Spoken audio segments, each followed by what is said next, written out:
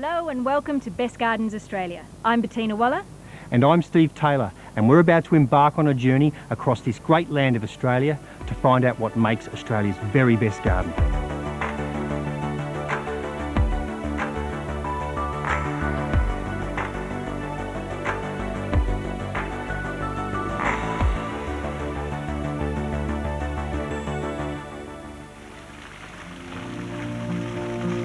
We start our journey in cosmopolitan Melbourne. The idea with this job was to try and make sure that the inside flowed on through into the outdoor landscape space. So you'll notice that the sandstone does continue straight through into the al fresco area.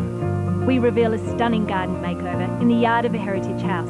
Now this may be a small space, but it doesn't mean it had to skimp on any style. We have two young girls, a Najljepši garden that they could play in, and they do. My 2-year-old loves to scoot around. Steve is going to show you how to design your own garden using 3 simple steps. To me, design's all about 2 things, form and function, and these tips will help you create a successful outdoor space. And then I'm going to reveal an amazing manicured garden. It's spread out over 1.5 acres, and you won't want to miss this. Now it really does look like a scene from a movie. Yeah, it's a big project and we had to do it in a couple of stages.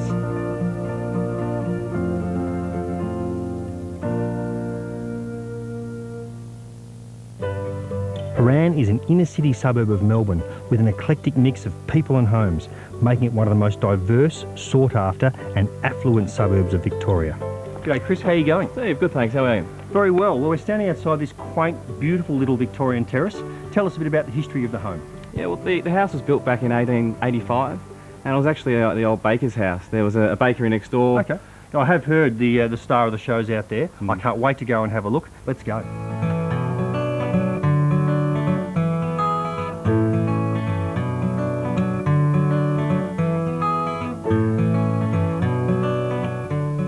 Well, Chris, we're in this wonderful little space, just an extension off the kitchen, a great al fresco sort of dining, entertaining space. Tell us a bit about, I guess, your philosophies here. Yeah, well Steve, the idea with this job was to try and make sure that the inside flowed on through into the outdoor landscape space. So you'll notice that the sandstone does continue straight through into the al fresco area. Really, a successful design comes down to proportions, and you've actually nailed the proportions in every element of the garden. Yeah, it's easy with a space like this to get, I guess, carried away and you add in too much to a design and then I guess the eye doesn't know exactly where to focus. We toyed with a couple of other ideas of adding or taking things away, but we do feel as though we've got the balance, yeah, as you said, 100% right on this one. Yeah, couldn't agree more. And the laser cut screens to the rear with the bamboo in the foreground look great during the day, but you sort of mentioned to me night times where they really come to life. Absolutely. The background there is a light box effect. And what other custom lighting? Like I've noticed there's some LED strip lighting around. The lighting in a landscape in general, I guess, is my favourite element. We added in basically everything that was planned and actually added some more. So LED strip lighting, there's the flood lighting for the screens. We've got some up lighting on the walls to the left here, which highlight the old baker's wall. I look at that wall and say there could be extra stuff added to it, but I'm actually envious of the fact that you've restrained and just made the wall the feature and the colour of the wall. In the initial design stage, there was toying with the idea of putting something on that wall, but then we just, as we said before, you know, we just pegged it back a little bit because we feel there's enough going on here to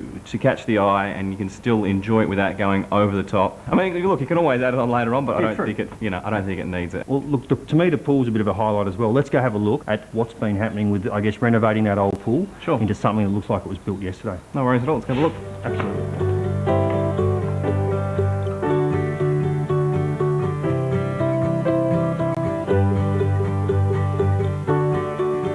One of the beautiful features of this courtyard is this amazing sandstone. I'm here with Wade from Luxury Stone. Wade, tell us a bit about the product. Yeah, this particular product we import from India, and then for the swimming pool we brought in extra large pieces that we had templates done for the curves of the pool so that we had them processed here so that they fit the pool perfectly. So you had a stonemason custom make those curves. That's correct. Specifically for this project. Well, the use of stone here, as I said, it's finished the job off well, and your product really has made the job up good. Absolutely. Excellent. What I admire most about this garden is the use of restraint. Design maturity, along with the confidence to commit to minimal yet strong structural features, is a true art form. Well, from experience, Chris, old pools are a bugger to work with, but up on this floating deck, and inside all these rooms, this pool looks amazing. What have you done? Yeah, we had, the existing pool was probably 1960s, 1970s pool, and we didn't actually know what was involved, but we knew we wanted to somehow incorporate it into the landscape and the new extension that was going to happen with the house. Chris, there's not a huge amount of planning here, but it's all strategically chosen. Tell us about the choices and what you've used. The idea with the planting is, again, to keep it simple. I don't like to add 10, 15 varieties of planting in a space like this. It's too much. You keep it simple, keep it clean. So we've got things like the deciduous ornamental grapevine that'll one day cover this arbour here and create some filtered shade for the clients. Yep. The agaves add that architectural feel underneath the cantilevered seat. And speaking of, I guess, costs, where are we at with a project like this, and what sort of level of investment would someone be looking at? Well, with the front and back, I mean, it is, and the quality of the fixtures here, you're sort of in that $100,000 to $150,000 bracket. But I think that the client would agree that spending that sort of money on a property like this, in a location like this, Absolutely. You'll get that back and some. I love the courtyard, love the garden. Congratulations. Thanks, mate. I can't wait to see the next one. Absolutely. And thank you very much for showing us through. Not a problem, you're welcome.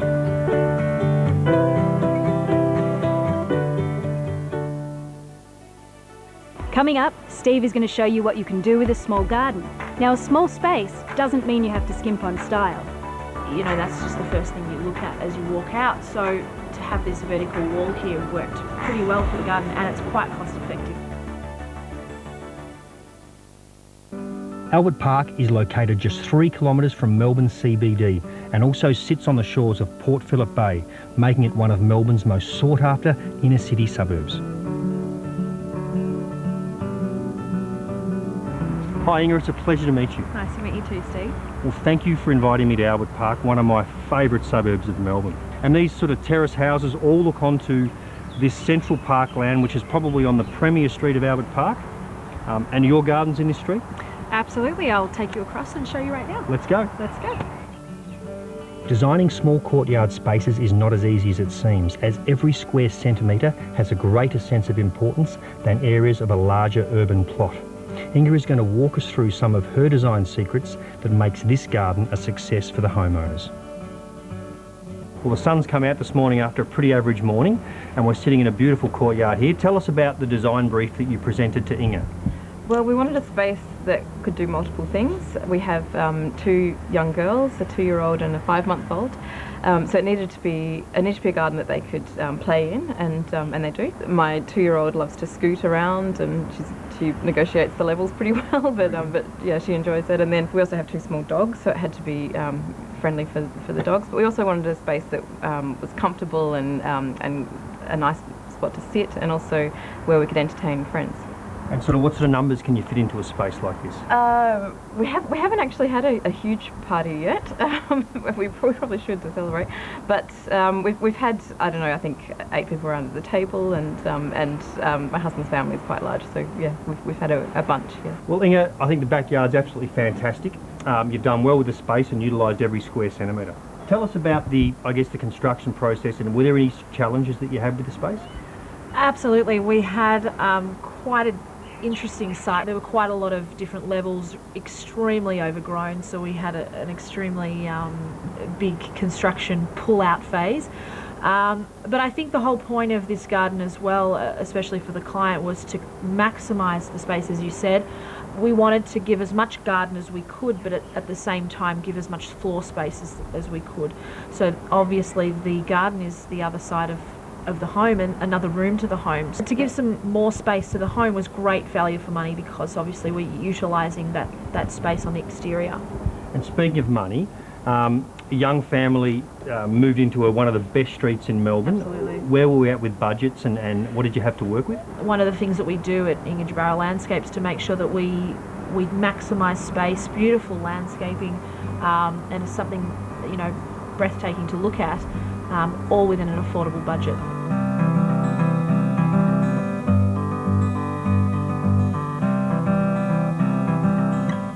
Inga, this is a great little entry to the garden off the main dining room. Tell us a bit about the space.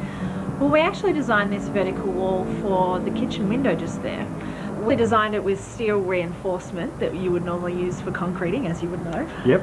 We actually did it to maximise the space just here off the formal dining, because you know, that's just the first thing you look at as you walk out. So to have this vertical wall here worked pretty well for the garden, and it's quite cost effective to do this. Well, yeah, with the lemon and the star jasmine, it's probably the most cost effective green wall that I've ever seen. I absolutely love it. Thank you.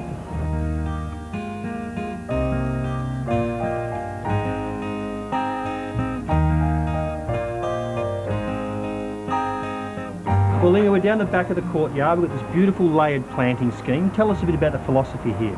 Okay, so because we had quite minimal space to deal with, we decided to go with the Gardenia magnifica, because obviously it's got that beautiful fragrance.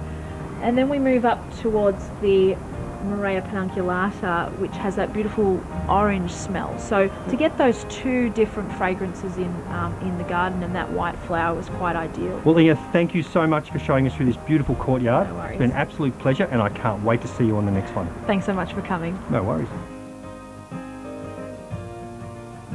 So how do you get your garden to look like a professional's? Well, Steve is going to show you how to design your own garden using 3 simple steps.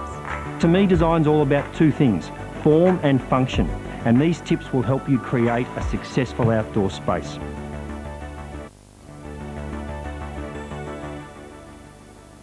We need your help to discover Australia's best garden. Go to bestgardensaustralia.com.au to vote for the garden you think should be crowned Australia's best. While you're there, you can see some images and some plans from the gardens on today's show. At the end of the series, we're going to announce the winner, and you can win yourself some prizes along the way. So go to bestgardensaustralia.com.au.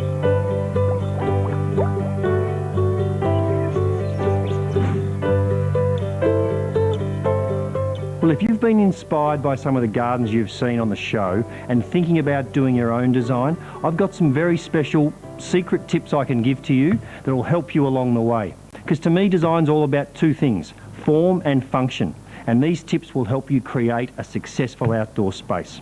My first tip is to create your own brief. Think about who the garden's for, how you entertain, what are you going to use the spaces for.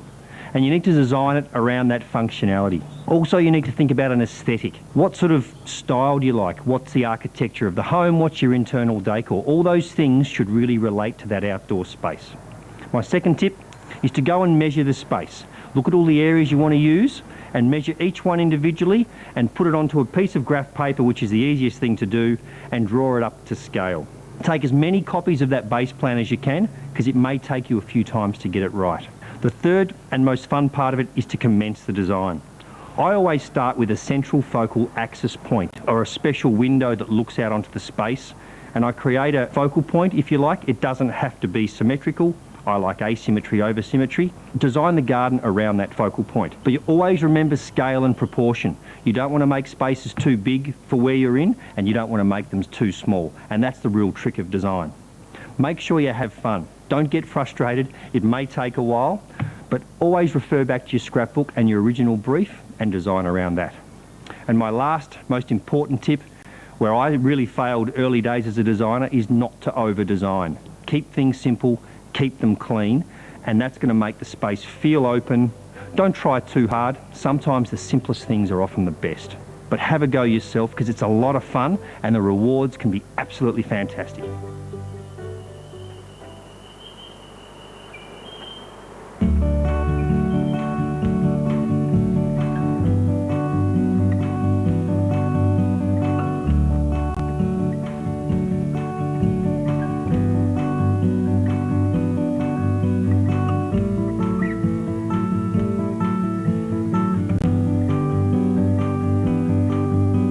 It's always hard to describe what I do for a living, Right. but everyone always sees the end result. You know, a beautiful pool or a garden or whatever it may be. It's the journey that everyone misses. Right. And it's only the clients that you have that go on that long journey, and we have these meetings and there's a glass of wine and there's this and there's that, and then at the end of the day the garden's beautiful and everyone sees the end product, but the story is the interesting bit.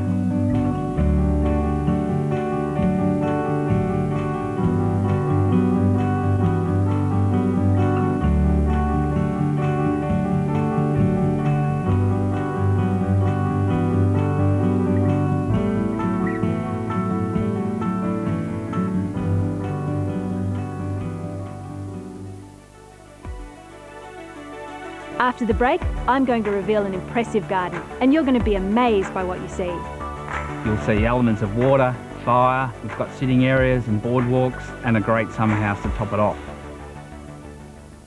Well, if you've been inspired by some of the amazing gardens you've seen on today's show and are thinking about creating your very own backyard oasis, then my advice is to choose a professional. Landscaping associations across Australia have checks to ensure their members are amongst the best in the industry. If you're in the ACT or New South Wales, go to LNA. For Queensland, go to Landscape Queensland. And for all Victorians, Landscaping Victoria. They'll take the hard work out of choosing the right person to design, construct and maintain your soon-to-be beautiful garden oasis. Wheelers Hill is a suburb in Melbourne, Victoria.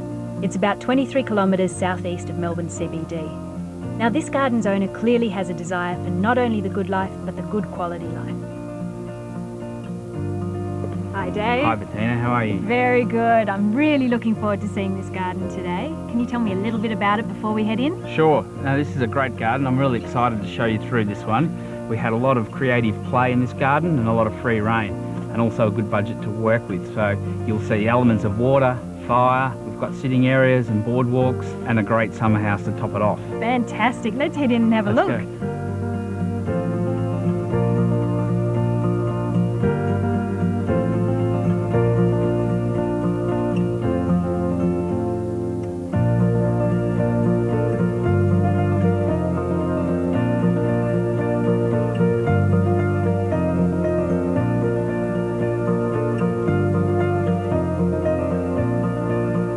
The concept was really to have like a botanical garden that you could walk through and enjoy different species and varieties of plants throughout the garden. We worked in with a designer called Roger Brown from Focal Point Garden, and he worked in with us for the concept and did the design, and I think he did a fabulous job of it. Now it really does look like a scene from a movie. I love the playfulness between architecture, art, garden. Basically we had a lot of fun with this garden. When you've got a good budget, you can put nice sculptures in that tie through the garden and have interesting spaces like we're sitting here now. Was the whole thing done at one time? This is amazing. Yeah, it's a big project. We had to do it in a couple of stages. So the first part was to construct the pond, then come down doing the boardwalks, retaining walls, and then the major construction of the summer house took place, and we had to wait till that sort of be finished before we could create the rest of the gardens.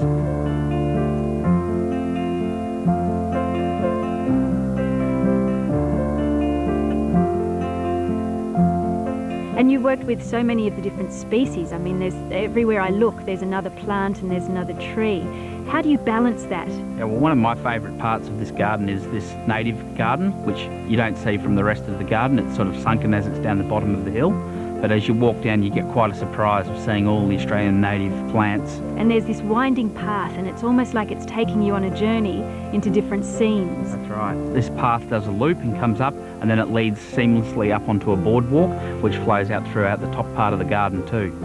Now, if you would have given me a list of the plants, textures, materials and elements in this garden, I would have said chaos, and unstructured at that. But this garden literally takes you on a beautiful journey through every space, and each area has its own style and function. So we've just walked up from the native garden section up through that pergola. Tell me a little bit about that. I think it just adds a little bit of structure to the garden, sort of lifts the plants up. We've got the Boston ivy growing over that, and that's a very quick growing plant. That should cover that pergola probably, I'd say nearly by the end of summer it'll be a good way there. Tell me about this amazing pond behind us. Initially in the first part of the garden we had a rubber liner pond through here. When we wanted to join the two gardens together, we created a nice negative edge to really get a seamless look which really draws your eye over the pond and leads you down to the garden. So again, you've got so many different areas that you're working with. How did you decide what plants you used where and for what purpose?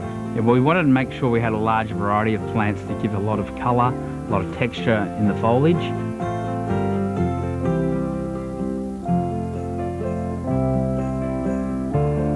Now let's get down to the details. Yeah. What does a garden like this cost if I want to build it in my backyard? A garden this size will cost you a fair penny. This one was a bit over $1 million, including the summer house. Well, I'll go ahead and start saving for that one, but I just want to say thank you for having us here. I've really enjoyed it. It's a pleasure, Bettina, anytime. I'm amazed by the way this garden drew me in, escorted me around and made me feel at home. how can we take a piece of this Wheelers Hill garden and apply it to our own? Well, it starts with you can use different plants and shapes and textures. They just need to have purpose and that subtle connection with each other.